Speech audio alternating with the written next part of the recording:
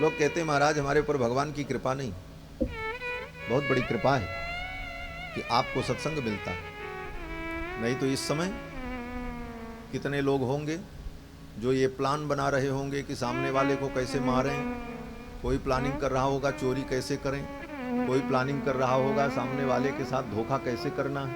कितने प्रकार के पाप कर्मों में कितने प्राणी लिप्त होंगे, लेकिन आपका सौभाग्य कि आप भगवान की पावन चर्चा सुन कर। धन्य घड़ी सोई जब सत्संगा, धन्य जन्म द्विज भगति अभंगा। वो घड़ी धन्य है जब आप सत्संग में बैठते, ये समय सार्थक।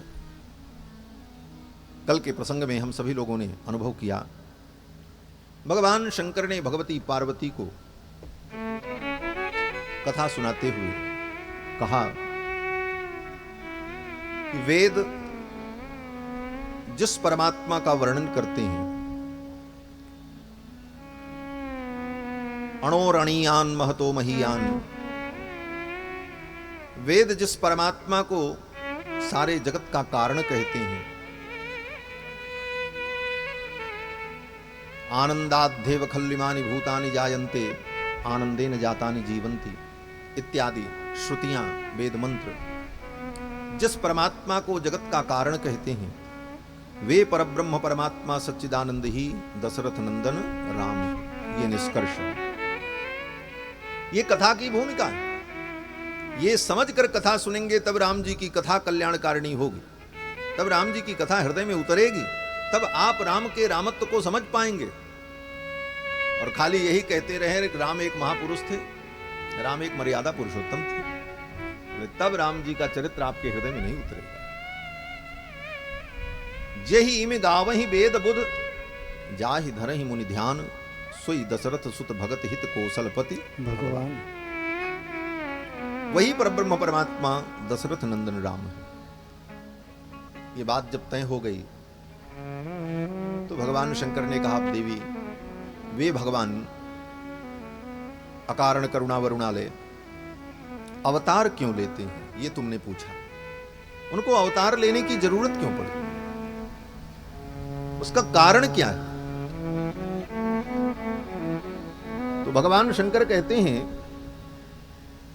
कि भगवान के अवतार का निश्चित कारण कोई नहीं बता सकता। हरि अवतार हे तुझई होई, इदमित्थम कही जाई न सोई। भगवान क्यों अवतार लेते हैं? इदम इत्थम, ये निश्चित कारण है, ऐसा कोई व्यक्ति कह नहीं सकता। ये बात अलग है कि अलग अलग कारण लोग बताते हैं, कहते हैं, लेकिन कोई एक निश्चित कारण का निर्धारण नहीं किया जा सकता कि भगवान क्यों अवतार लेते।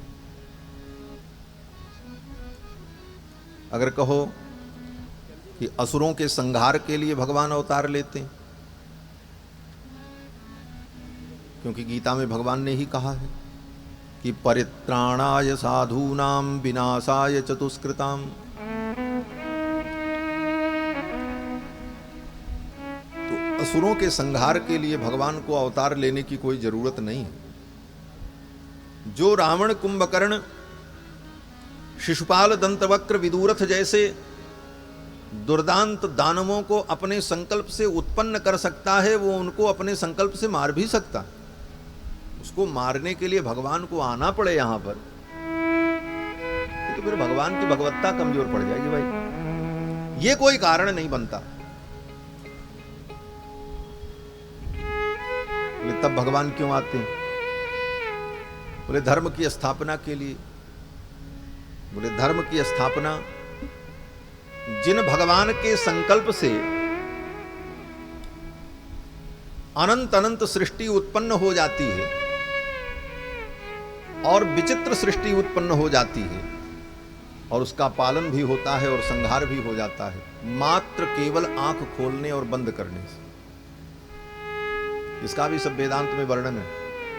हम लोग प्रतिदिन श्लोक का पाठ करते हैं ना, शांताकारं भुजगशयनं पद्मनाभं सुरेशं विश्वाधारं, कहीं कहीं पर विश्वाकारम ऐसा भी पाठ है, विश्वाकारम गगन सदृशम मेघवर्णम शुभांगम लक्ष्मीकांतम कमलनयनम योग हृदयान गम्यम। कहीं पर ऐसा पाठ है योग हृदयान गम्यम, कहीं पर योग हृदयान गम्यम, दोनों पाठ।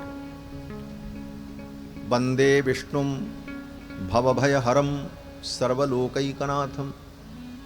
तो ध्यान करते हैं कि भगवान शयन कर रहे हैं क्षीर सागर में। आचार्यों ने वर्णन किया कि भगवान बड़े कोमल हैं, अत्यंत सुकुमार हैं। क्षीर सागर में भगवान शयन करते रहते हैं, आंखें उनकी बंद रहती हैं, शयन करते रहते हैं। कभी आंख खोलते हैं और ज्यों ही भगवान आंख खोलते हैं उनके नेत्रोन्मीलन से ही अनंत अनंत ब्रह्मांड उत्पन्न हो जाते हैं और उन अनंत अनंत ब्रह्मांडों में अनंत अनंत जीवों के जन्म कर्म के क्रम चल पड़ते हैं। ये विचित्र सृष्टि चलने लगती और फिर सृष्टि को देख करके भगवान मुस्कुराते हैं, अपनी ही लीला को देख करके मुस्कुराते हैं। और मुस्कुराने में, स्मित हास में भगवान को इतना श्रम होता है कि थक जाते हैं, इतने कोमल। ये सब वर्णन है महाराज, भक्तों ने चिंतन किया है। इतने सुकुमार, इतने सुकोमल हैं भगवान कि केवल आंख खोल करके देखते हैं, सृष्टि प्रकट हो गई और सृष्टि को देखकर उन्हें प्रसन्नता होती है और मुस्कुराते हैं, सृष्टि आनंदित होने लगती है। और उतने में ही भगवान को जब श्रम का अनुभव होता है तो भगवान फिर नेत्र बंद कर लेते हैं। निमीलनम यस्य महाप्रलय, और भगवान के नेत्र निमीलन करने मात्र से ही संपूर्ण सृष्टि खत्म हो जाती है। इतना ही भगवान करते हैं, आंख खोलते हैं, सृष्टि हो जाती है, सृष्टि को देख करके मुस्कुराते हैं और मुस्कुराते ही वो श्रम का अनुभव करके नेत्रों को फिर बंद कर लेते हैं, प्रलय हो जाती है। इसी में कितने अनंत अनंत जन्म जीवों के बीत जाते हैं। कि काल की गति बड़ी विलक्षण है महाराज। आप कहोगे ये सब बड़ी बड़ी भारी कल्पना है, इतना बड़ा गप, आंख खोले और देखे और सब खत्म, और यहां तो लाखों लाखों करोड़ों करोड़ों वर्ष बीत गए। बोले काल भी परमात्मा का स्वरूप है और काल नित्य है, और काल का कितना अनुभव किसको कैसे होगा यह भी परमात्मा के संकल्प के अधीन है। एक क्षण के अंदर अनंत अनंत कल्पों की